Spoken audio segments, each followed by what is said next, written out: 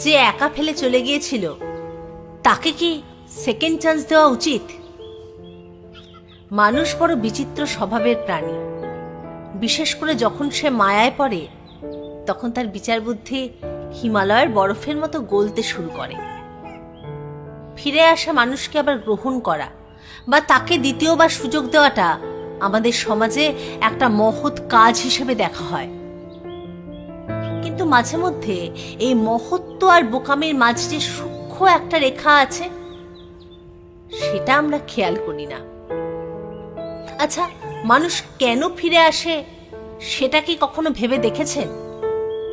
সে যখন আপনাকে ছেড়ে চলে গিয়েছিল তখন তার মনে হয়েছিল পৃথিবীর অন্য কোথাও এর চেয়েও দারুণ কিছু আছে।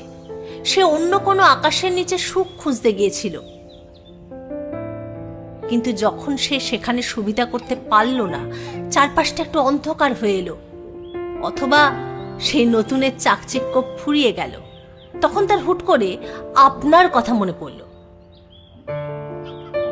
এই ফিরে আসাটা কোনো গভীর প্রেম থেকে নয়, বরং অনেকটা নিরাপদ আশ্রয়ের খোঁজে আসা।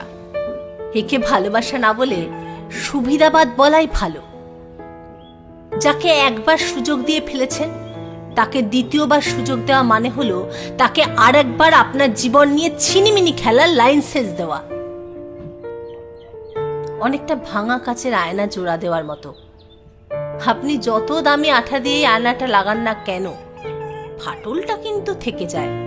নিজের মুখ দেখতে গেলে ওই ফাটলটা বারবার আপনার চোখে পড়বে। প্রথমবার সে আপনাকে কষ্ট দিয়ে গেছে, আর দ্বিতীয়বার যখন আসবে তখন আপনার আত্মসম্মানটুকু ধুলোয় মিশিয়ে যাওয়ার প্রস্তুতি নিয়ে আসবে।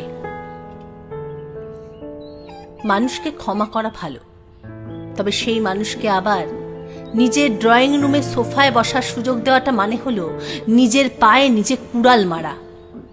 যে কুড়ালের হাতলটা আপনি নিজেই পরম মমতায় পালিশ করেছিলেন। এই বোকামের কোনো ক্ষমা নেই, তাই সাবধানে থাকুন।